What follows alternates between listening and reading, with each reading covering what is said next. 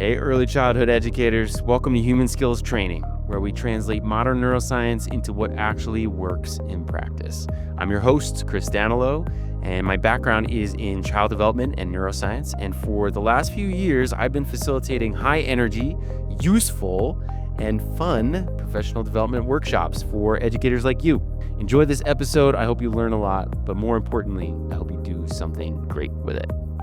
Okay, we are here with none other than the wonderful, charming, and intelligent Megan McDaniel. And something is going to happen today that's a little bit different, which is instead of me blabbing and talking and asking questions, Meg is going to talk and ask smarter and better questions than I would. And she's going to make me look really cool and smart because that's what she does. And I'm excited to hang out with my friend Meg here and do something a little bit different. Although I am going to be a little bit in the hot seat. So yes. Yeah, there's please don't stop blabbing, because that's the whole point of this. You get to blab, but you get to blab about you. Which I know. Well, this was a good idea. I think we should do it. I think So I think it's the right thing. Yeah, and I'm excited I'm like legitimately excited to get to know your journey, because I looked at your LinkedIn and I was like, I had no idea what Chris was doing for half this time. And I was friends with him during this time. I always forget to talk to people, but because I don't know, it's like a weird thing. There's something that's bizarre about human beings where, like, for some reason, instinctually, like, the first thing we do is like, oh, how's work? Oh, what do you do? What do you do for, like, what's your job? And I just don't love that as an approach to connecting with people. Like, it has a place and you can connect on those things, but I just prefer like other ways to do it. And so I forget. Yeah. I forget sometimes. Like, so this will be fun. Yeah. Yeah. Well, and I think also and looking at your LinkedIn, what I think stood out to me, and probably why you feel that way, is because you've been trying to shape your own career trajectory, whereas for me, I'm like on something of a more prescribed journey of like, I did this and then that makes sense, and then the next thing, and I was going that way. You've gone in many different directions trying to find your space. Sometimes and so it's easier at the same time. Yeah, exactly. So I think, it's like, how are you going to describe that to someone? For me, it's a little bit easier to describe. Have you ever made spaghetti? Yeah. There you go. That's it. Yeah, that's the description. That is it. You throw it on the wall. You have to coil and that's it. What happened. That's what's happened to your trajectory. But So as we're kind of alluding to, we're going to get to know Chris's journey and more about Chris and our host, and kind of what has brought him here to this point in thinking about education, thinking about education leadership and professional development and all of those other things. So I'm excited. I'm in. Yeah. I'm in. I'm ready. Yeah. Okay. I got my mouth guard on. I got my helmet. Yeah, let's do it. So the first question I have for you, Chris, is cheater. The thing that I've always really appreciated about you, and I think you alluded to this when we're talking to people, you're always just so curious, and you're always wanting to know more about people and more about, kind of what drives them and things like that. And the other thing about you, and I think, when we first in our friendship, like, it was very clear, like, you like to bring people together too. So it's just, you have these traits that, like, you're really curious about people, you want to bring them together. And so I'm curious, how do you think those sort of traits that you have, or those, pieces, how do you bring that into how you work with educators in this current work? You're going to make me gush on the first question, dude. Stop. I had to. You had to. I think, I don't know if this is true, but I think that I'm motivated by fun, because fun feels really good, and it feels really good and people like it. And so when people like things, they tend to do them again, and they tend to want to do them. And so there's a productivity, there's a motivation that's inherent in fun, in my opinion, like when you do something fun. And yeah, all the nerds are listening going, yeah, behaviorism, like dopamine hit and reinforcement cycles, and like there's this really clean scientific explanation for why that might be. But I just like there's that, but there's also like the experience of it happening. Yeah. And I think what's also underrated about fun is that it literally helps you learn better. Mm. Like if you're having a good time, then your senses are online. You're opened up. So I just feel like, you're going to absorb more. Like there's this really functional explanation that I have for like, why is it better? But also like selfishly, like Yeah. just like I would like to be in a job where like I get to have fun and Oh, do that for absolutely. people. Mm-hmm. Which I don't know. I think when people are having fun, they're like they let loose a little bit more. They're more open to sharing. They're more, and like that helps them build trust with people, and you come together more. And like I Mm-hmm. don't know, especially Yeah. now. I guess forever human beings have been saying this, right? Yeah. Like decade over decade, over century, of like, well, right now we're really divided and like whatever. And it's like who knows, but I do think that that's true. I do think it's like it's it's fun and there's value in that, but it's also Mm-hmm. really useful Yeah. from a learning perspective, from a trust building perspective, from a Mhm. habit building perspective. Like I think there's a ton of actual practical Yeah. like use for that too. Yeah. Yeah. And I think that's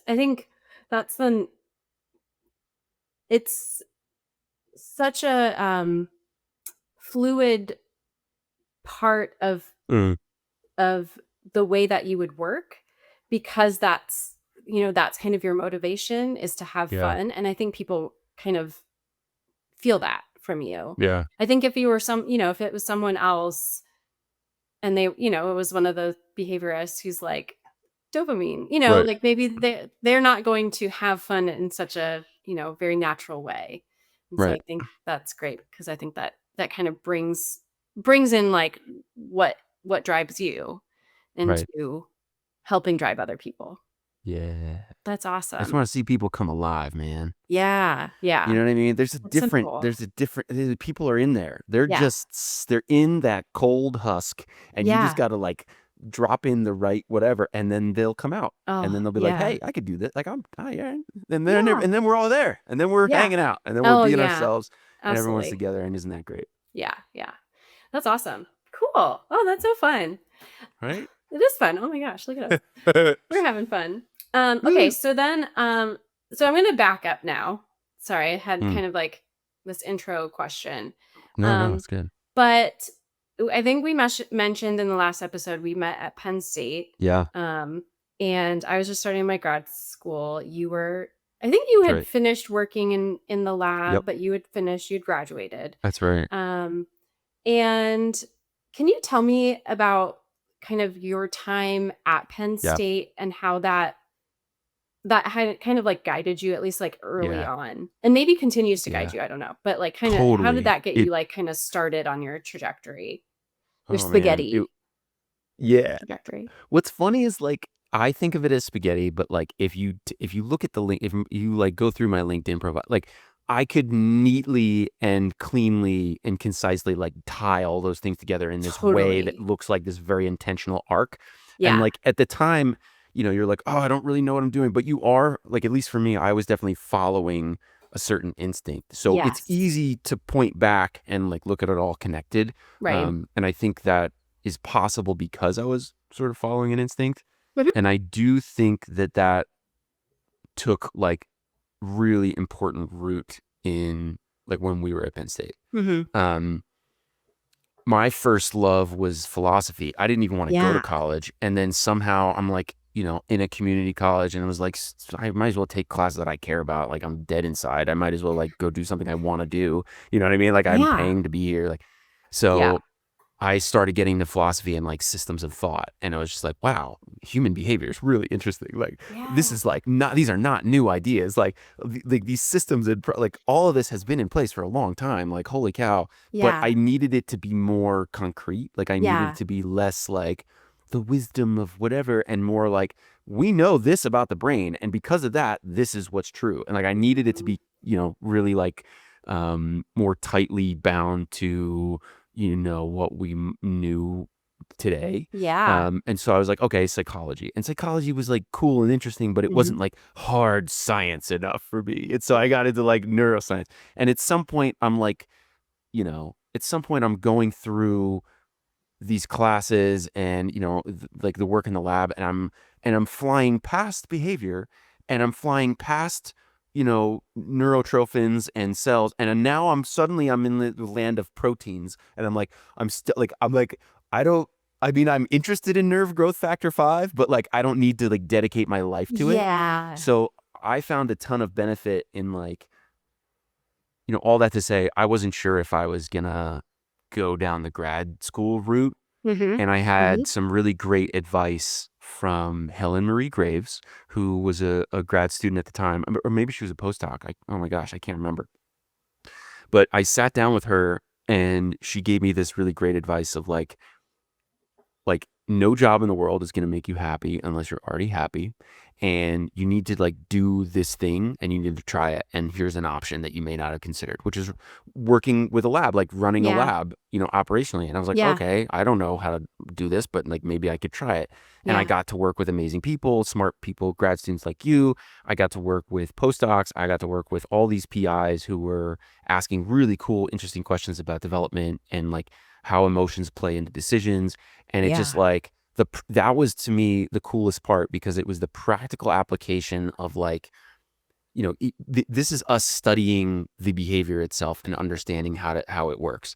So Hmm. to me, it was like very real, because these Yeah. were real kids and we were measuring real things. And so, wow, I got to scan a bazillion brains and like, understand the brain in a way and behavior in a way that I would never been able to do from regurgitating or like being in a classroom. Yeah. Yeah. Yeah. Um, so it was like foundational for me. And I made a decision when I left the lab that I didn't want to be a PhD, Hmm. because I felt like I didn't want to study a single protein for the rest of my life. And like Yeah. that was going to narrow down my options, and like, what, and I was, to anyone who's listening to this, who's considering that is the wrong, like that was wrong. Like there are a million PhDs who Yeah. are hired by private companies, or what, they still do research. Like you could do whatever Yeah. you want, man. Like Yeah. you could totally do whatever you want. I did Yeah. not have to feel that way, even though I Yeah. made that decision. And not that it was a wrong or bad decision, because here I am. But, it was like, man, this was another piece of advice that I got from like grad students, which was like, you're gonna question your drive in grad Hmm. school. Like it's designed to be hard, and like we need it to be hard to have quality come out the other end. Yep. But like, if you're not 100 and like, you're gonna be 150% sure that you want to do this, and you're still gonna question your drive. And I was Yes. like, ooh, like I'm not 100% sure. So Yeah. like maybe this Exactly. isn't the right choice for me. Yep. So it was a great option to like help run a lab and Hmm. train grad students on how to use the tech that we were using, and Yeah. understand the function and flow and research part, and participate it in a way that grad students, and take grad classes. Like I got to take grad level classes Yeah. because of my role. And Yeah. so I feel like I was getting paid to go to grad school, basically. Yeah. Yeah. I don't For have any sure. stamps or certificate, or whatever. But Yeah. like You have the learning, it was, yeah, it was which cool. is what Did I should be answer the your most question? valuable. No, no, no. Yeah, yeah, yeah. Okay. Oh, yeah. No, and I think that's such. I definitely agree with the don't go to grad school unless you're very sure, because Yeah. it's just very demoralizing. Yeah. But I also think it's interesting, when you say like looking back and like, Yeah. oh, you ran this lab, but then you decided not to. And I think those experience, it's really hard to look at experiences that ruled something out Yeah. as value. You're like, well, Yeah. I didn't go in that direction, Right. but it didn't mean that it's not valuable, because ruling things out is as important as, it'd be Right. great if all like every decision we made was like, oh, perfect. This is exactly what I Clean. Yeah. wanted. But I Yeah. think, so much of what we do is should be trying Yeah. something to see if we like it, and then Yeah. saying, no, like I like Right. this part. That's kind of how I've always Yeah. I'm like, I like that part, but I don't think I want this Right. part. So like, Yeah. where can I go get that? Yeah. So That totally I think that was probably the tipping factor for me. Being like, man, there are a lot, like I had this realization, like there are a lot of really smart people who are Mm-hmm. doing just fine in academia. Like they're Yeah. crushing Oh it. yeah. The people, scientists, grad students we worked with, I was like, they do not need my help here. Like I am not that useful. Like Yeah. they're killing it. Like and to me, it was like, I don't think I need to add another leaf to the tree of knowledge. I Mm-hmm. think what I need to Mm-hmm. do is figure out why we're not taking all this amazing information and getting it into practice. Yeah. Like I Yeah. was like, I think the transfer is the part where I could be most useful. And so I just Yes. bailed out. I was like, all right, Scuba Steve, whoop, scooped off the back of the boat Yeah. and was like, okay, I'm gonna just go figure out how to operate in the private sector. And I had no idea what I was doing for like several years, and just it was a wild. That was the Yeah. point where it started to get like to be a wild ride, where I Yeah. feel like I had it kind of figured out up until that. I was like, I know I'm gonna be a scientist. Like for several Yeah. years through school, I was like, I know that I'm gonna come out and this is the path. And then quickly I was like, ah, man, they're smart. They don't need, like, they're killing it. I need to go do this other thing. I don't know Yeah. how, but I need to do it Yeah. right now. So, Yeah. like, I just walked away. Yeah. Yeah. No, I think, well, that kind of leads me actually weirdly, perfectly to my next question about, kind of making that choice to switch gears Yeah. and kind of, going along the way of saying, okay, I'm going to try this. And then, and Yeah. then, I'll kind of, sorry, Yeah. you can earmuffs. I'm going to boost you up again. But like, you are so like brave in being like, I'm going to do this other thing. And I think a lot of, I mean, again, I'll just kind of reflect on myself. Like I've gone in like something of a linear path, same thing where like a lot of it's just decisions I Mm, had to make and it turned out well, or, turned out one way or the other, but kept me on this more or less linear path. Um, and mm, am at a point right now where I'm like, do I want to just make a huge turn? And I don't know. But you've made mm, those huge turns. You've switched gears in many ways. mm. And I'm curious sort of like how that experience, like what's your mindset when you're in Yeah. something and you're just like, I'm I'm not here. Yeah. Like this isn't my forever. Or I gotta go.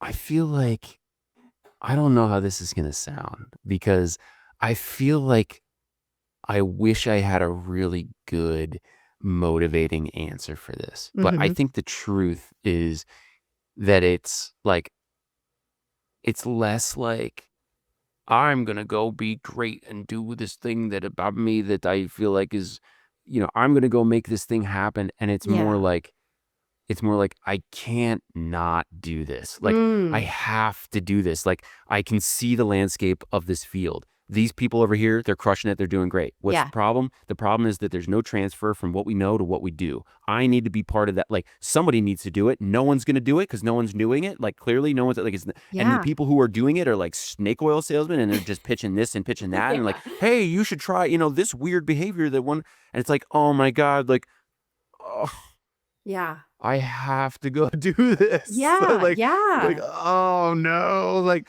it's almost like it's like super reluctant. Like it's super Wow. reluctant that it's like, I have to go do this, Yeah.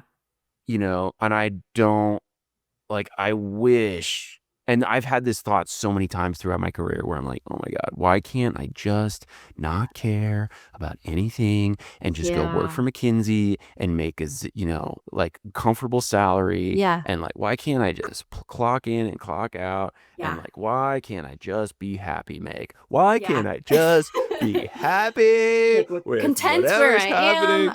Oh, I But know. no, Mhm. no, I have to be difficult. I have to Yeah. be difficult.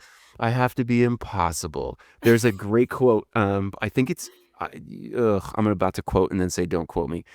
I think it was Robert Wood No, it was one of Robert Wood Johnson's favorite authors. Shoot, we're going to have to put this in the notes or something, Yeah. because I can't remember who said this, but Okay. they were like, it was one of Robert Wood Johnson, of Johnson and Johnson. Yeah. Uh, one of his favorite quotes. It was like, why be difficult when with just a little more effort, you can be impossible.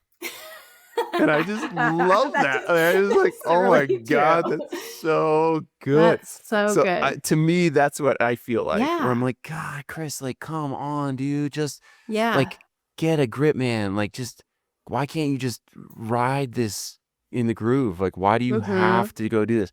So it definitely doesn't feel like bravery. It definitely doesn't feel like, um, you know, like inspired, Mm. visionary, impulse, like sense of important, mission, righteousness. It Mm-hmm. feels like, oh man, like I gotta go do this. Like, Yeah. okay, Yeah. like I guess Oh, I'll figure that out then. yeah. No, I think that's awesome, actually. I'm very jealous of that. Huh. I mean, I guess I'm jealous of that, having that thought and then acting on it. Because I think Oh, I see a lot of that too, where I'm like, oh, there's just like, that's what I study, is like all these right, gaps and all of these, like, here's how we can make things better. right, Um, and right. I think, yeah, I mean, I think actually I'm feeling very inspired, Mm, because again, I'm huh. like in this space where I'm like, you know, you can write a brief, and like sometimes you can get policymakers to see it, or you can get other, researchers to read an Yeah, article and cite it. And like, that's yeah, okay. That's kind of cool. right. But to like, I think we're kind of the same in like, this needs to change for kids, and Mm-hmm. to like have it from like researchers are looking at this thing, to come down to like policymakers seeing it, and then policymakers enacting something that school leaders see, that Mm, it actually comes down to what teachers can get, and teachers get it effectively yeah. to then help Yes. children. It's like Right. that, you're Right. trying to rely on, like, at least where I'm at, it's like we're Yeah. relying on, 3 to 4 levels of adults to Yeah. do something, Right. to Right. change their When have behavior. adults ever done anything? Let's be Yeah, honest. and done Give me a something break. new or different, Yeah. like, oh god, kids do it all the time, but Right. no, not Facts. so, yeah, no, Yeah. I think that's like, yeah, I see you in that space of like, okay, Huh. we need to change behavior here. How do we do it in a fun way that actually gets people on board? Yeah. And I definitely see that as a gap, and I'm like, "Oh gosh, yeah, I'm super like, that's right. I wanna be in that space too." Hell yeah, Like, dude. yeah. That's so I like funny. being in Like, the other space as well, not don't get me right. wrong, I but mean, yeah, let's be honest. It's but you really cool worry. to look at your data after 2 years of putting Yeah. all this stuff together and then be like, oh my God, guys, Yeah. like, we Here's found this this. thing. Like, Yeah. yeah, it's Or this made really a cool. difference, Yeah. but how do you get it out to a bunch of people? Yeah, exactly. Yeah. It is really Yeah. cool. And Yeah. I felt like there were two main barriers for me in this realization. It was like, you know, there's an intellectual barrier and a financial barrier to information Yeah. that's quality. Mhm. One, the intellectual barrier is, hey, there's all these people studying this thing and they were really smart and they've been in it for years and years and years, and that's what makes them smart and that's what makes them understand it. But the Yeah. problem is that they communicate it with their jargon, and it's and they don't know, they have this curse of knowledge, right? The Totally. curse of knowledge, they don't know what it's like to be a beginner again. And so they forget Yeah. how they have to explain it so that a beginner can understand it. And we have these publications that like reward these, like sometimes these like types of the style of writing, Yeah. right? That like Yes. you have to be an expert in order to understand the thing, and like that's Yeah. not how we need to communicate. The Yeah. average reading level in the United States is an eighth grade reading level. Yeah. Eighth grade reading level. That's what Yeah. adults have. So like we have a disconnect. Like again, Yeah. transfer from like information to what's Yeah. practical. Like we need to meet people where they are with like the right, message and the right amount of Mhm. it. And so like I felt like there's this huge intellectual barrier that's Yeah. totally unnecessary and like Yes. resolvable, Yeah. but like somebody's got to do it. And then there's a Mhm. financial barrier because these journals are like expensive, and who could afford to do that? And then who has the time to go read all these like the most modern whatever? And it's like, Yeah. so it's just like, man, this isn't working. Yeah. Like Yeah. it's not working for anybody. Like Yeah. so I think that was Yeah. another one of those realizations that helped me kind of be like, I need to go do something. Like, they're fine. They're crushing. They don't need me. Mm-hmm. I'm not the guy. I'm not Yeah. the person who's going to be useful here. Like, I can be useful somewhere else. And I Yeah. think the amount of training that educators have to go through that is painful and boring. Mm-hmm. Like, the number one thing I'm thinking right now is like working with these early learning centers and being like, yo, what is your most boring and most mandatory, like most painful and most mandatory training that Yeah. you have to do? Let me work on that. Yeah. And I think if I can do that, like, then all the other stuff is a lot easier, like, Yeah. to work through or to digest or to pass on. And Right. so that's my like target right now. Yeah. So I just Yeah. want to crush that and make that Oh, work better. yeah. And then I think the rest will come, like the advanced stuff will come. Yeah. Yeah. Oh, that's awesome. Yeah. And having sat through many a professional development day where people literally just talked over speakers because it was Yeah. so boring, or like it Yeah. wasn't presented in the right way for those people. Right. We're educators. We're Yeah. supposed to know how to educate. And here we are Yeah. just Yeah. talking from a A PowerPoint, PowerPoint. Oh, talking through the PowerPoint. Like, what planet am I on, dude? yeah. This is the Yeah. worst. Yeah. Well, and I think, again, it's really funny. I mean, it just makes me think about like how many like high schoolers have to do that, and it's like probably we should change it, but it's like I don't understand why at some point we decided that like active engagement and like like play and things like that we know are really good for like little Yeah. kids, and then we're like, but adults don't need Right. that. Right. At some point, we It's need to like, get the information in. And so yeah, we need to stop doing that. right, Right. right. Right. When it's human that like you said, like having fun, have like Right. bringing down the barriers, I think is, Right. yeah, it's like, Yeah. I do think, we could do a lot by treating Right. adults in many ways like we would treat preschoolers, not in like Right. a, talking Yeah. down way, but in more Right. of a, how would you engage a 3-year-old, and how would you support a 3-year-old? Maybe try to do that with Yeah. any other age. Right.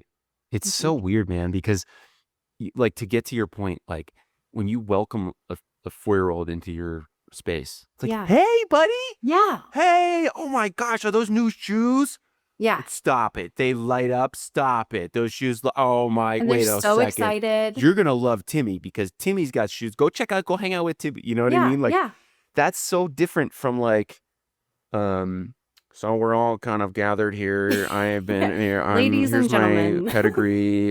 You can tell that I'm smart because I went to Duquesne Yeah, and here, and it's like, man, I don't know. yeah, I did a virtual session. Like, I was just thinking about this like a couple months ago, and it was with like all these educators in Kentucky. It was through Child Aware, yeah, Child Care Aware, and they were like, "Hey, we want this workshop as part of our train the trainer, but like we want it to be like on productivity related things." And I was like, ooh, like I don't want to tell a bunch of people who are already working hard and productive and being productive, like you need to work harder and be more productive.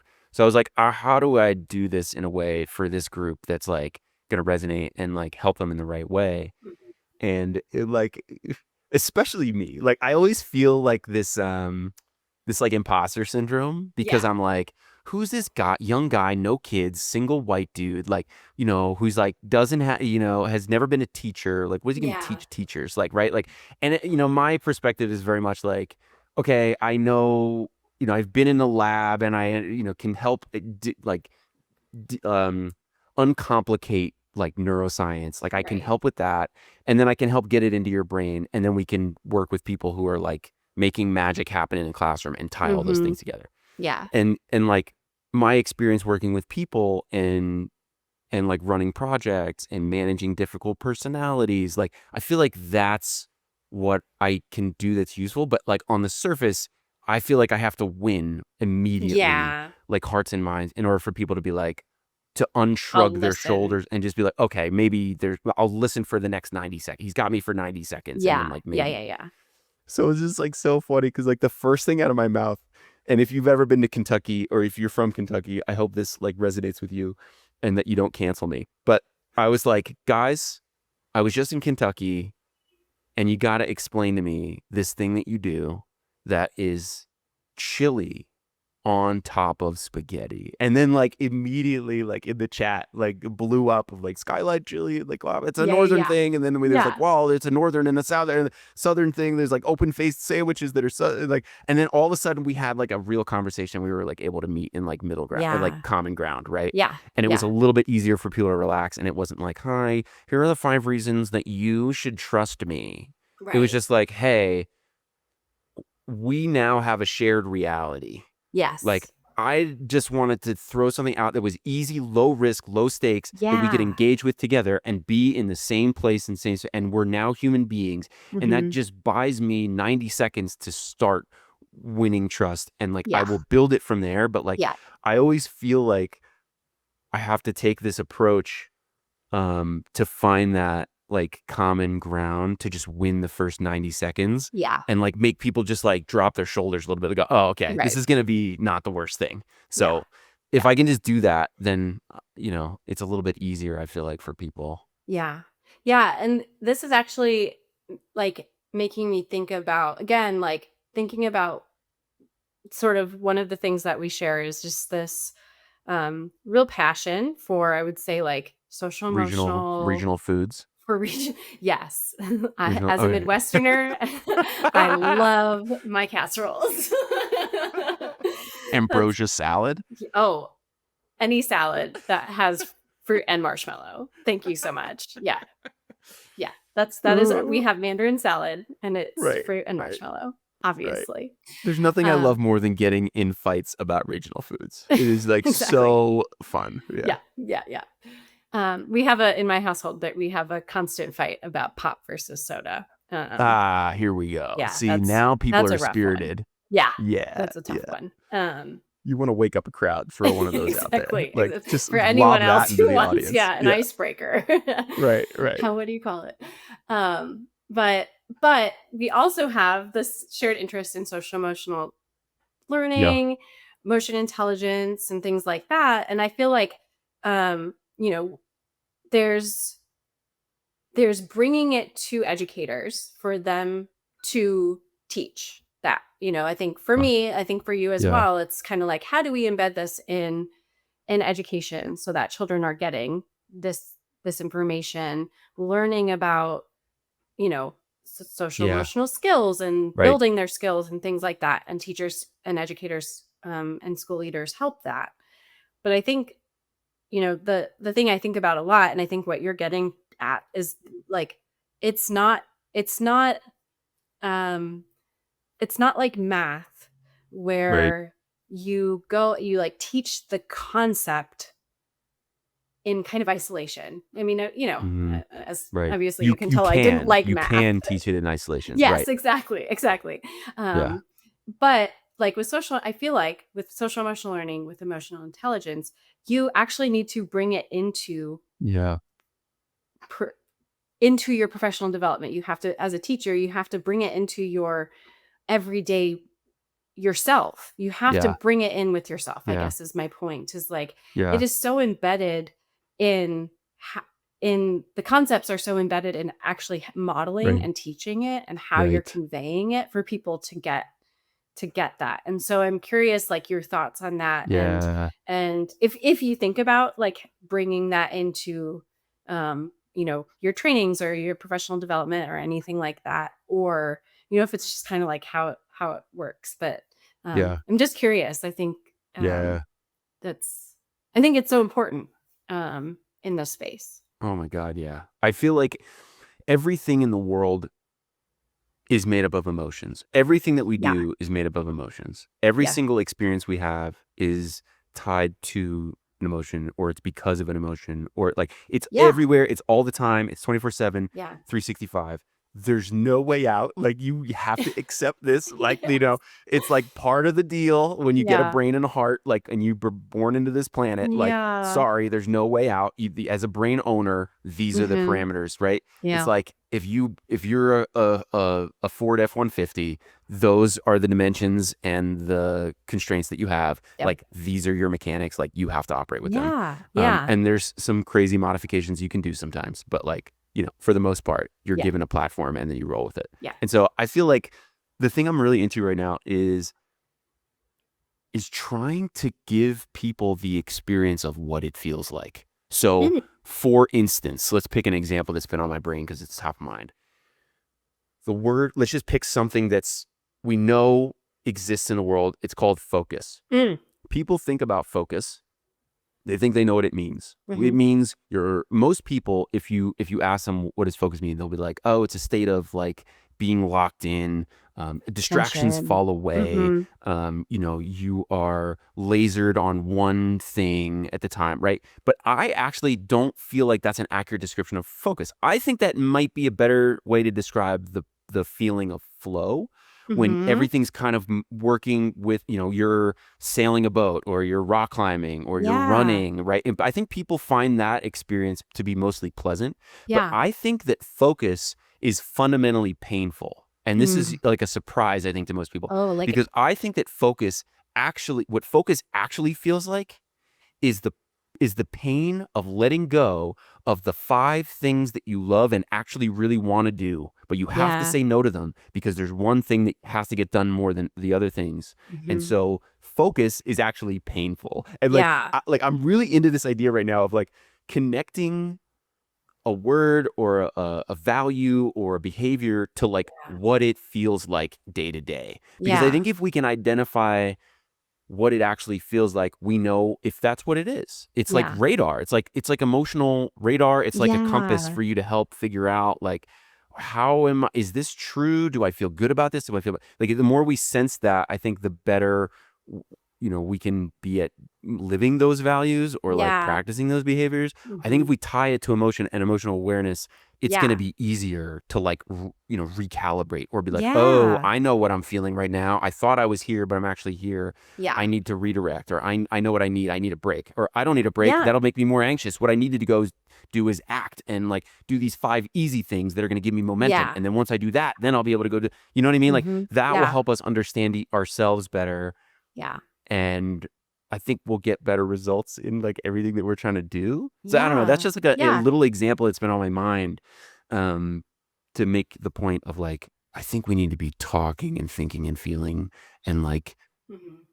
uh zoning in on what it feels like, what the decision Yeah. feels like, what the Yeah. behavior feels like. I think that's the actual, experience. That's the radar that Yeah. will help us make better decisions. Yeah. Yeah, I love that, and I just going off of that, I'm just thinking about, Mm. um, students in a classroom Mhm. and how important that could be in helping to, get work done. If someone's having, I say child because I'm, Yeah. thinking more younger kids, but, even I'm actually maybe more for like a, teenager or something, Yeah. recognizing the emotion behind something. You Right. see, I mean, they have so many feelings and they don't really Yes. know, they're not given a lot of help in navigating those feelings. But I mean, I'm sure like in a middle school classroom, every kid is feeling some sort of way. And like you've got, someone's having a crush on so and so and someone's mad at Yeah. so and so. And you've got all of these feelings that are going to interfere with them getting Yeah. their work done. And so Right. giving them the words or, the way to identify like, oh, like I have a hard time getting my work done when I'm Yeah. feeling X, Y, or Yeah. Z. Yep. I need to Yeah. address that feeling before I can get my work done. I feel like we skip over that part of like you need to kind of address the feelings before you can, you know, get attention elsewhere. Yeah. And so I think Yeah. I So think much that's of that so is, yeah, true. for sure. Like, Yeah. I feel like that's true in so many different ways too. Yeah. Like I know for me as a kid, if we don't like if that experience wasn't acknowledged first, it's gonna be a lot harder for me to listen to what Yeah. comes next out of your mouth, Yeah. right? Like no one likes like, well, have you tried feeling like this? Yeah. Oh, Have you you're feeling tried depressed. Have you stopping? tried feeling? Yeah, right, Have you tried right. It's not like doing that? right, like Don't cry. there's this weird moment, an acknowledgement that has to happen in order for us to move on to the next thing, which is Yeah. usually action. Yeah. And it's like, yeah, that sucks. Yeah. Yeah. It just does. Mm-hmm. There's no way around. You got it. Okay.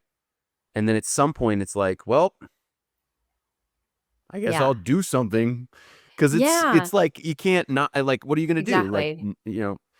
I feel like especially with kids, like acknowledging the reality is another example Yes. of us having that shared like common ground of like, Yeah. you're experiencing something. I know what that's like. We're experiencing it because I'm relating to you about it. Right. And be like, when this happened, you felt like that, and that Mm-hmm. sucks. Yeah. And there's nothing we can do to Yeah. change what just happened. Yeah. Like that just happened.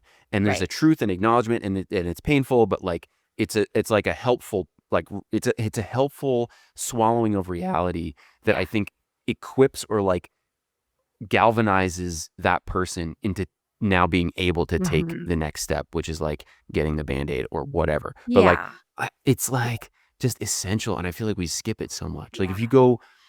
if your YouTube feed is like mine, which it probably isn't, is like it's more like bro leadership. I don't Oh, know what to yeah. call it, but it's all this The- like, you need to stop doing dumb like Yeah. sissy stuff, and you Yeah. need to be a leader and like take command of the whatever, and be Yeah. and never feel scared, and like, and like just dominate, or like there's like Mm-hmm. certain words that are used, Oh. and I'm just like, man, I think the experience of tapping into using empathy Yeah. as your tool to tap into somebody else's experience is so much sharper as a tool, as an Yeah. implement for like Yeah. getting the behavior or whatever that you want, than Yeah. like dismissing someone's reality. Mm-hmm. Ah, man, that just feels like Yeah. the easiest way to create a rift Yeah. is to be like, your experience is like not at Yeah. all true, and so Right. you're just a baby, or you're just a dumb, or you're just like Yeah. something that's not good or valid, and Yeah. so you need to change that fundamental thing about yourself in order to be a good person. Yeah. And then Yeah. like, Yeah. especially as a kid, if you're learning Oh, that, like it's yeah. gonna take a long time to unplant that seed. Yeah. Yeah. Yeah. And I mean, even I'm just thinking about like people in a workplace. It's like motivating people versus striking fear in them. Yeah. And it's like, wouldn't you Right. rather have someone be motivated to do good work rather than be scared of doing bad work? Like, Right. we know that with kids, like Right. telling them what not to do Right. doesn't work as well as telling them what to do and Right. how to do it, you know? So Right. I think Yeah. that's true. And I think, that kind of speaks to like thinking about leadership and working with Mm. educators and leaders. And I think I will say, I think in the education space, we're very lucky because most people Yeah. get into education because they like really Yeah. care and they are Right. empathetic people and they want Right. to work with other people. Right. So I think that's lucky. But again, going back to like starting your professional development, thinking about, trainings and being like, I know that these usually are boring. I know that these usually kind of suck. And so Yeah. how can I make it not suck for Yeah. you? But let me acknowledge that like these can be very boring. Right. I think that's like modeling that Yeah. for educators to say like, it's good to, again, Yeah. sort of point out the reality of the situation of like, you're forced Right. to be here. Like you Yeah. have no I know. choice. I love that. I know. You're stuck. I love so how do I asking that make it? question. Yeah. How Like, do I how many make of you were this? voluntold to be here? Yes, I love that, because exactly. like that's when people are starting Oh like, my yeah, gosh. okay, like, Yeah. like I Yeah. love it's basically, how honest are you going to be with me today? Is Yeah. like that is like, which I love Yeah. that question. Yeah. Exactly. Exactly. Yeah, they're so and educators deserve it so much. I Yeah. think you're spot on when you're like, people go into this field because they're trying to make a difference, and they're trying to help, and they're trying to Yeah. do something like inherently productive and useful, and like, Yeah. honestly, like mission driven. Right. So I it's like, I don't know. Mm-hmm. It's such a wild place because I feel like Yeah. anytime I talk about educators with people who are like not in that field, I feel, and it's not true for every not education field, but Yeah. it's like I just hear so much of like, well, like educators need to do this, and they, why aren't they teaching this? And it's like, oh my God, you have no idea. Like Yeah. everything breaks in the middle, man. Like Yeah. they're under like all these constraints. There's so much Exactly. turnover of leadership, and then like Yeah. every superintendent is coming in going, we're gonna shake things up. We're gonna do Switch things it. different. And like the last 4 years of data are now useless and gone, and all that. It's Yeah. like they live in an environment that is so unforgiving in like reward, compensation, and Ugh. then like they're hiring people like me to come in and Yeah. be like, hey, we want to take this group of resourceful, smart, intelligent, resilient people, and we need you to come in and give them resilience training. Yeah. I'm like, dude, oh my God, that Yeah. is, oh no. Yeah. Like, Yeah. Yeah. Yeah. Yeah. that's not like, Yeah. are you kidding me? You know what Yeah. they need? They need an hour to go finish their emails. Like that's what they Right. do in They, boring trainings. They're sitting there on their laptops yeah. and they're trying to like catch up. Like Trying to, there's, yeah. oh my Email this God. Like, parent or, yeah, exactly. right. If you Exactly. want to know if your training sucks, just look and see how many people are in the back Yeah. hiding in their iPad, like Right. trying to catch up Oh, because what you're exactly. providing them is useless. Yeah. Yeah. Yeah. And I think that's so true that like, I think that speaks to sort of the need for kind of professional development and Yeah. training in this space in social emotional learning and emotional intelligence Yeah. for everyone about everyone. So it's like Mm, it's not just let's come in like it's not that just like teachers need to learn how to teach this to kids. right. It's like school leaders need to learn how to model this. Right. And and Yeah. policymakers need to Yeah. learn what is necessary, like what constraints there are Yeah. to get people the time to be able to actually learn Right. and use it. Right. Because when you're burnt out, you Right. can take all the social emotional learning trainings up, that they ever Yeah. existed, and you're still not going to be able to use it. So I think it's Yes. like kind of creating Right. an infrastructure across the board where everyone is thinking about Yeah. these concepts and how to make it so that these concepts can be embedded within Yep. everyone's work towards Right. everyone. Right. A million Yeah. percent yes. Yeah. We need to take what we know and translate it in what we do. Yeah. And it needs to be really easy to follow because there's no Mhm. time and there's no time to practice. And it Yeah. needs to be modeled, right? It's like Yeah. everything, it's like it's not enough to present the information, especially Yeah. not in 2025. You cannot I'm sorry, presenting the PowerPoint slides and Oh, talking through yeah. them is like, dude, if your presentation could have been an email, then you're not like then you're not allowed to charge money for it. Like Yeah. the Yeah. whole Yeah. reason that like it costs money is because you need to fly a person out, and there's like, Yeah. in my opinion, the reason that it costs money should be because there's no one else who could do it like that, or Right. like because of some narrow expertise, Mhm. that like can only happen in person. Like I think people Right. forget that it's a 4-dimensional experience. Yeah. You're there together in 3 dimensions of space, but you're also going from the beginning of the session in time to the end of the session in time, and then to every moment after that. And so Yeah. like it can't be that the utility of what I'm presenting starts and ends with me being there. That Yeah. is such a bad value Yeah. for your buck. Like it has to be that I've done such a good job at making it fun and interesting that your senses were online the whole time and Mhm. you had some new experiences, and that novelty helped open up your brain Yes. to Yeah. retention and absorption. And so now for the rest of your life, you will remember this sentence, this act, this Yeah. moment, this, like, it has to be 4-dimensional. It has to be Right. like long range, something that will stay with you. And the Mhm. stickiness to me, like, has to come through the process of facilitation. Yeah. You know what I mean? Like Yeah. that interaction and engagement with people, I think is what we're lacking the most. And it Mhm. feels human, and it feels natural, and it feels like the way that we human brains want to absorb information. Yeah. So I just feel like it has to it has to do more. Like it Yeah. can't end with me. Like it has to do more Mhm. than just that in order to be worth anyone's time, Yeah. you know? Yeah. And so kind of that was very helpful in knowing about your philosophy of facilitating these trainings. But is that why you decided to kind of strike out on your own now? Is Mm, it you were seeing like that I was not think how it was done? Or yeah, tell me about that yeah, mindset I of feel like, like yeah. sorry, I'm cutting No, you off. please go right ahead. I was I just done. got excited. I I was just like got excited to rambling. answer. I got So excited to answer. yeah, yeah. Um, the reason that I feel like, and this is again a reluctant, like, oh my God, I gotta Yeah. have to do it this way, Yeah. is that I don't think there's anything more valuable that I could spend my time with than working with educators who work with really, really young kids, early Yeah. education.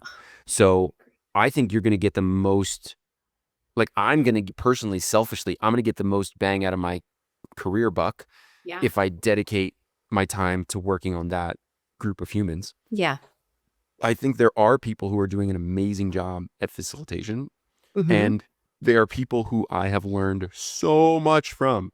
So for several years, I worked with a group called Seeds Training. If you want to get these kinds of skills for high schoolers, middle schoolers, there's no one better than Yeah. Seeds Training. I Yeah. learned so much from them. Their team's unbelievable.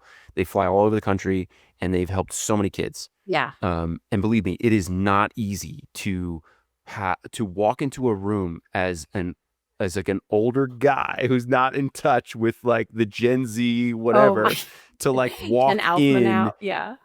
right? Like to walk into a group of 150 high schoolers and have them walk away being like, that was worth my, like, 4 Yeah. hours of my life. Like, and Yeah. that's what they do. That's what Siege Training does. That's the magic of what they do. Wow. And I've learned so much from them.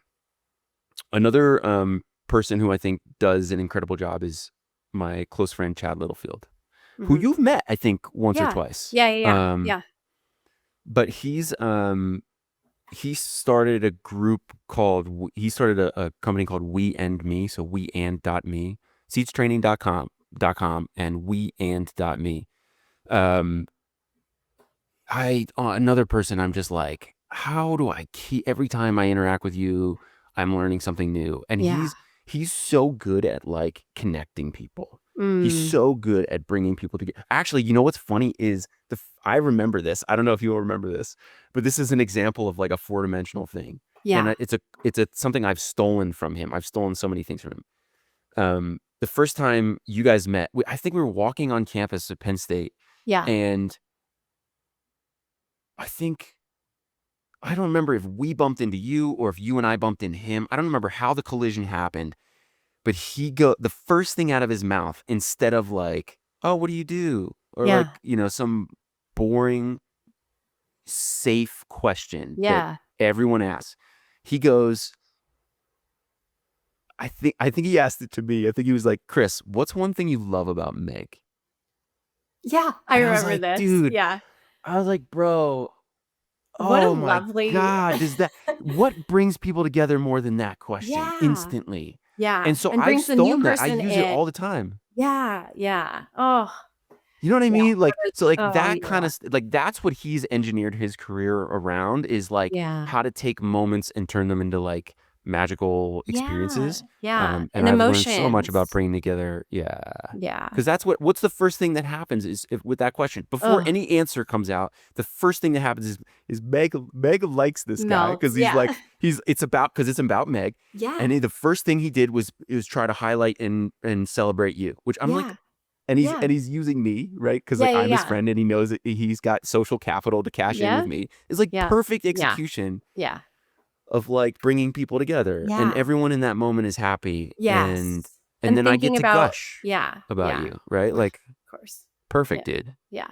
Oh, yeah, Amazing. that is awesome. Yeah. And that's a great example of, I think, using like emotional intelligence as a leader. Like that to me Right. is like that example of like he's kind of like seeing the situation, being like, I'm gonna bring this whole thing together. And I think Yeah. that's a real leader. And I think that's awesome that you're, again, that you're kind of Yeah. taking these lessons learned and, Yep. being a leader in your own. I feel like I company. don't do anything that I invented. Well, You know yeah, what I mean? no one Like does. the Kentucky like Yeah, food thing. Like, yeah, you know where I learned that? Seeds training. You know yeah, who does that magically? Like yeah, Greg and Justin and Mijan and Rachel at Seeds Training. Like, they're yeah, just so yeah. good at being like, hey, first 5 seconds of this interaction is going to be fun and Bringing low you stakes and in. bring you, and we're going to have a Yeah, common reality, and then we can yeah, stick to the next. Like, they're yeah. so dialed Ugh, into working on a gradient, being like, I yeah, can't come in and ask this much of you all the way up here. I have to start here, and then we're going to build. Like, that's yeah, a technique that they've mastered that yeah. I don't know that other people think about or do in any level of effectiveness, but like, they're so good at Love like that. heating you up. You know what I Yeah, mean? And like yeah, getting everything, all the senses and body and yeah, everything ready for deep learning. yeah, Like, yeah. Oh, yeah. that's So there are awesome. people who do it really world class. Yeah, yeah. Chad, Mm-hmm. seed training, Yeah, there are people out there. I just think that most of it is really painful, unnecessarily painful. yeah, yeah, yeah. And it's also getting it to different groups of people, like Hmm. who also need that. Right. Right. That's awesome. Yeah. Talk about a group of people who have been voluntold to be here. High schoolers. Oh my Oh my God. God. They've My been teacher voluntold said, to live their, yeah, right. They're like, every day of oh, their life. yeah, it's Oh crazy. my gosh. Yeah. That's awesome. Um, well, oh gosh. I didn't realize how many questions I still had, but I think we've covered a lot of it. Um, let's see. I think, um, We got some time. yeah. Let me think about what to ask next. Okay. In terms of, so we've talked a lot about kind of facilitation and things like that, kind of communication, but like, what do you think going for, like, how do you envision like the future of this work with early Mm, educators? Like, mm, you're one person, yeah. you're doing your part, but like, how do you see this like expanding so that they are getting like super high quality Mm. support across the board? Yeah. There's a couple ways to do this. One of the ways that's sort of, I would say, proven is the Bill Nye approach, Mm. right? Where it's Mhm. like, no teacher can like be Bill Nye every day, because Bill Yeah. Nye has a production studio and this really thought out like story, and he's going to show you the thing, and he's going to have effect. And like, that's an example of really high quality, really scalable education that is engaging enough to work. Yeah.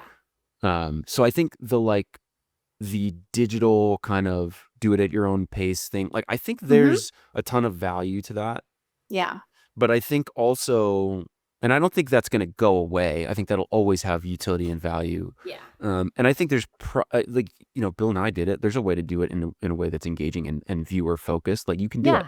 Yeah. Yeah. Um, I think for me, the place, and maybe some of that, maybe I can get into some of that, but like, for Mhm. me, the thing that I'm the most focused on is human experiences Mhm.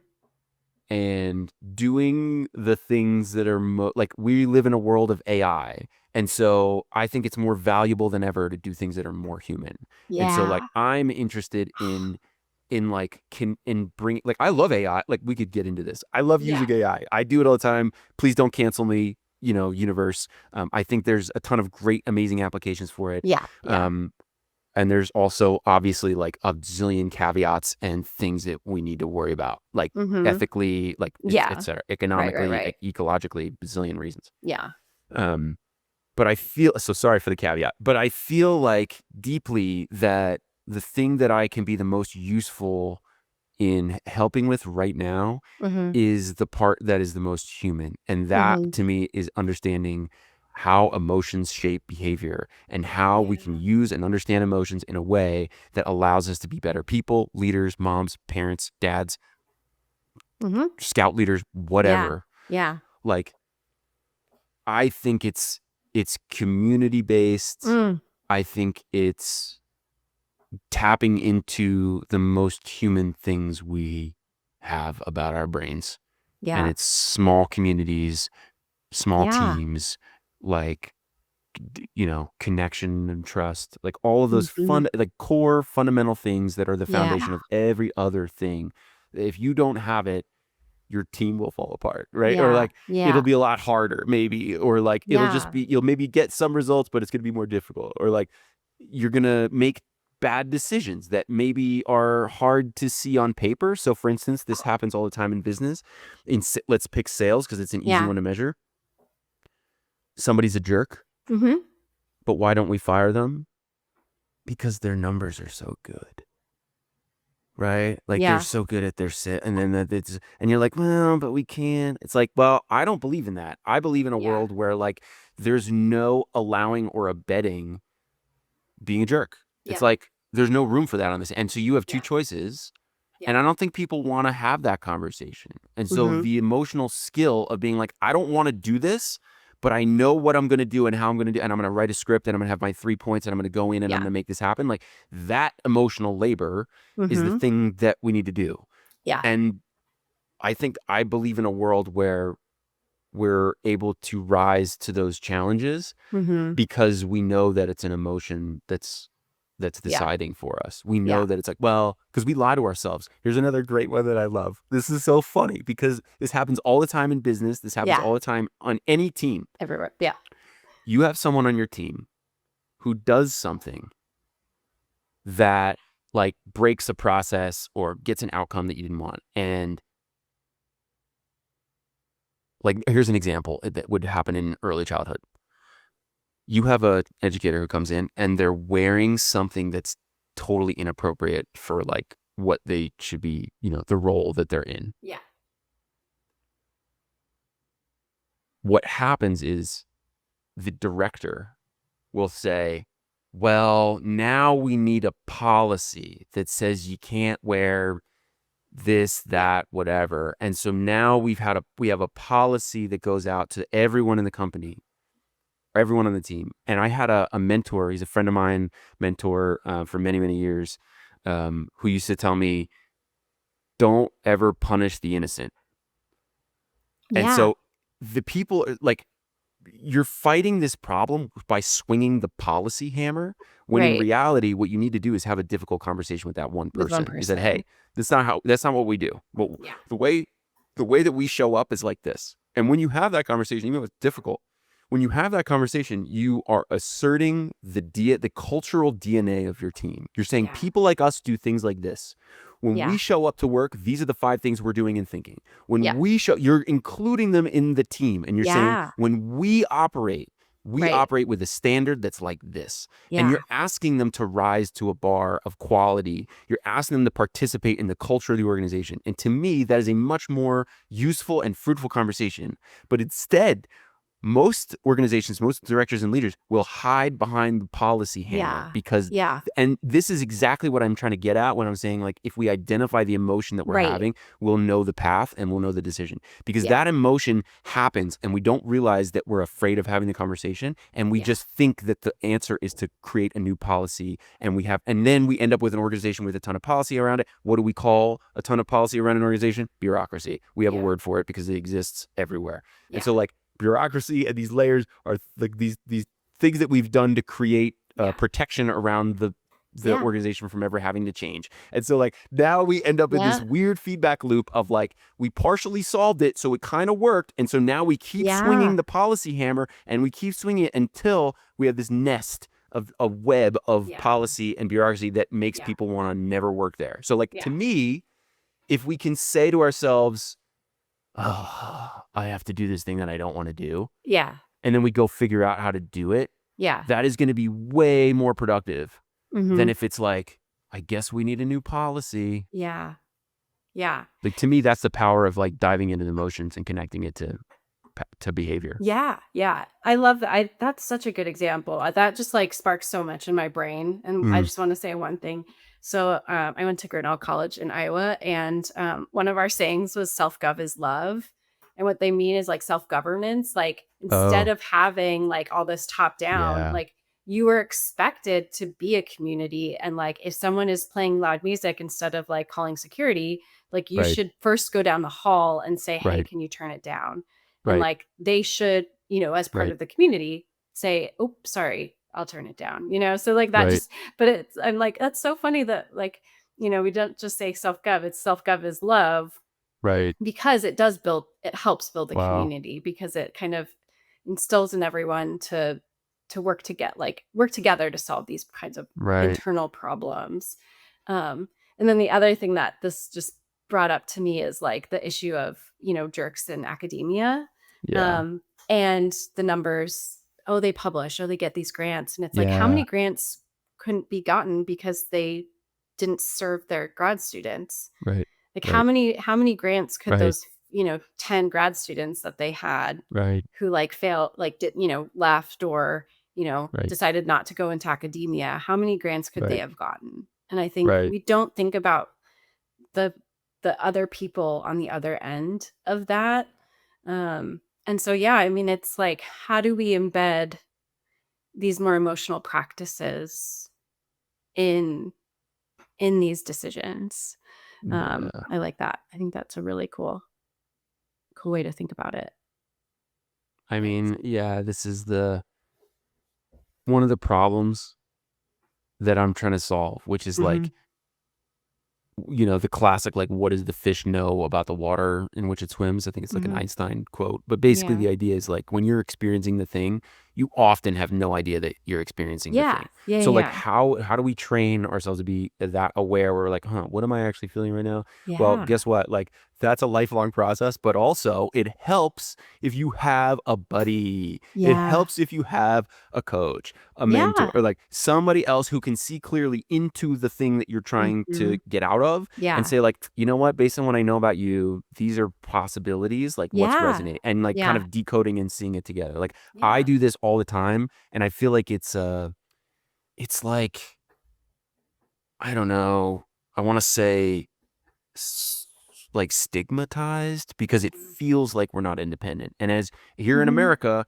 we value personal independence like nothing else, right? Yeah. We're like, Like, you solve your own problems. self-reliance, right? Yeah. Like that is a huge American value. And Yeah. so to say that you need support is actually like really hard. And I Yeah. think there's an acknowledgement of like how hard that is. Yeah. And like, Yeah. but I don't know. I think the way out of that headlock is like, well, what do you like? Do you want results? Right. Like, do you want results? Yeah. Because you could do it your way. How's that way working? How's it been Right. working for the last Right. decade? Like, Exactly. your turnover of Turnover. staff is high. Like, guess what? There's a really great way you can help reduce the turnover machine. And that's by Yeah. developing unbelievable company culture. Yeah. That is one of those things that Yeah. when you get people who want to stay, Yeah. they'll do a bazillion other things because they know and they value that human interaction more Yeah. than And all they the know and they're you willing to value do them. hard things because they believe the same Yeah. things that you believe. And they Yeah. those beliefs are actually emotions, right? Like, Mhm. we feel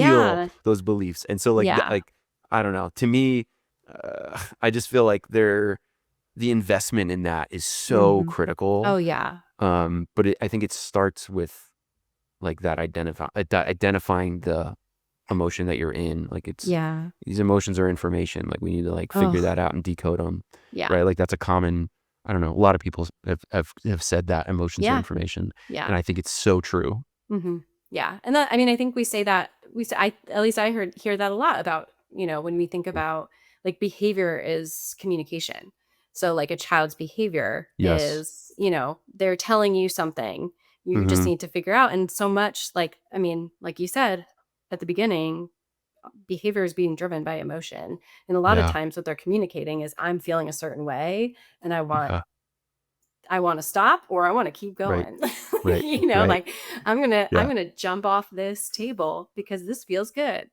Right. Right. And also you're giving me attention. So, I think it's so true. Yeah. That, yeah, I love There's that. no I way think, out, man. You yeah, got to have the these emotion first. stinking emotions. It's Yeah. crazy. I'm actually Yeah. doing I just did this past March, I gave a talk at the Rocky Mountain Educational um like children's conference, and Yeah. I'm like forgetting the acronym. already in my brain. Oh, So hey, sorry. no, Um, I've still got postpartum brain, so I'm like I bring fried. everyone I'm with so me. fried.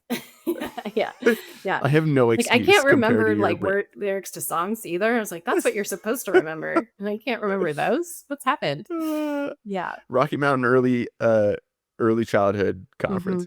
Yeah. And I just gave this talk about this exact thing. I think it was on Yeah. emotional radar. And it was like, hey, there's no way out. Like you basically, and I think I'm going to do a version of this at NAEYC, NAEYC this year in Mm-hmm. Orlando. Yeah. That's like shows that when information comes in, it has to go through your limbic system first before it Yeah. gets dispersed into the rest of your brain. So like, Yeah. it like this is exactly what we studied in our lab at Penn Mm-hmm. State.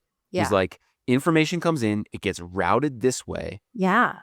and like you have no choice. Like I'm Yeah. so Yeah. sorry. It's Like for the there. people who are sitting and listening and be like, "Well, you should take emotions out of it. You should make a rational decision." Like I'm sorry, there's literally no path. Yeah. There's one instinct that you have where if like Yeah. something is flying at you, that information gets routed Yeah. like shortcutted, and so Yeah. you do this. But like, do you know what was going to hit you? Did you recognize anything? No, you can't tell anybody anything about the object. If it was Yeah. keys, if it was a soccer ball, you just moved because motor was wired up to visual, but that's Yeah. all that happened. Everything else in the middle is processed by emotions first. Like Yeah. there's no way out. Like I'm so Yeah. sorry. Yeah. Anybody who's like, there's no detachment. I'm Yeah. like, you're gonna have to wrestle with it. Like, Yeah. so Have sorry. you ever gone on a bear hunt? The song "We're Going on a Bear Hunt," Dude, and why it's is always it you like have to go through 30% it. of the time, 30% of the time we hang out, we talk about we're going on a bear? We're I gonna go. feel It's like my that's gotta be favorite. true.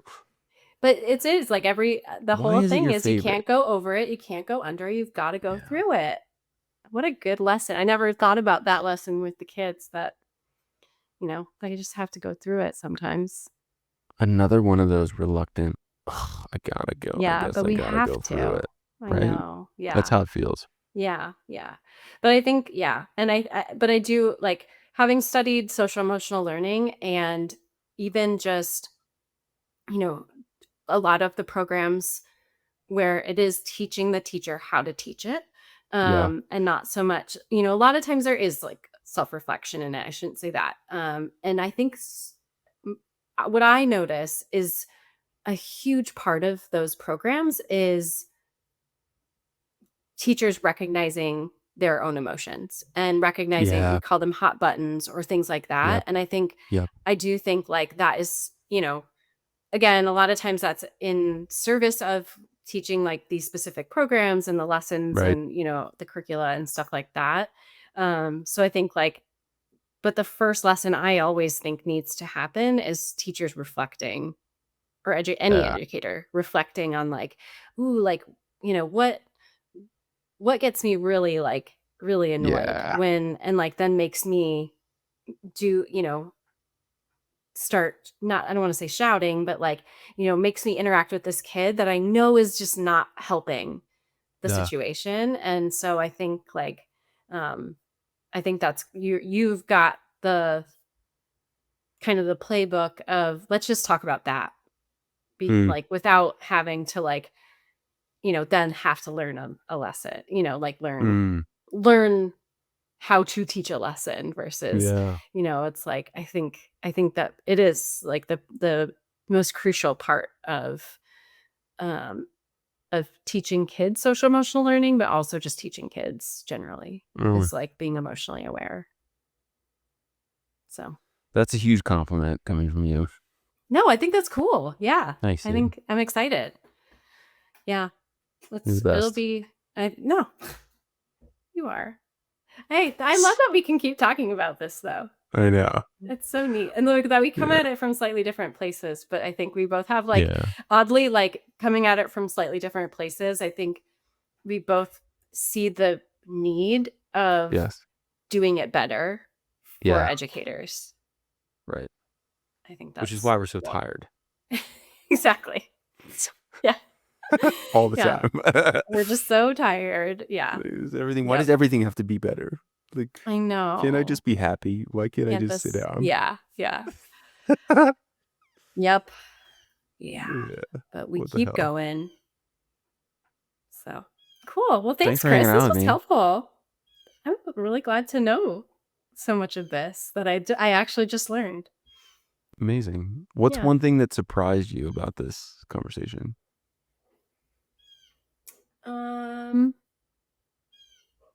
I think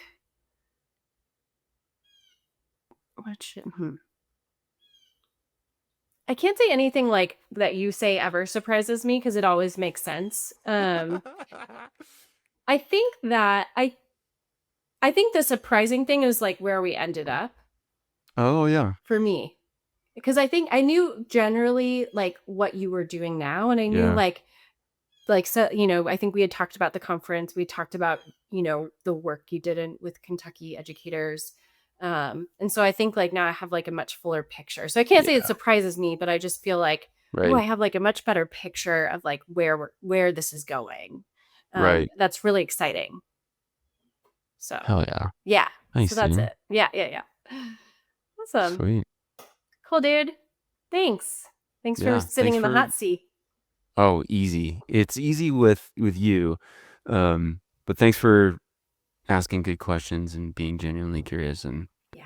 helping pull some things out of me that I don't think I would have readily yeeted out into the universe. Yeah. Awesome. So Cool, thanks, dude. dude. All right. Yep. Thanks for tuning in to Human Skills Training. If this episode sparked something, just share it with an educator or a leader who needs it. If you want to pick my brain, just drop me a line at chrisdanilo.com. See you next time.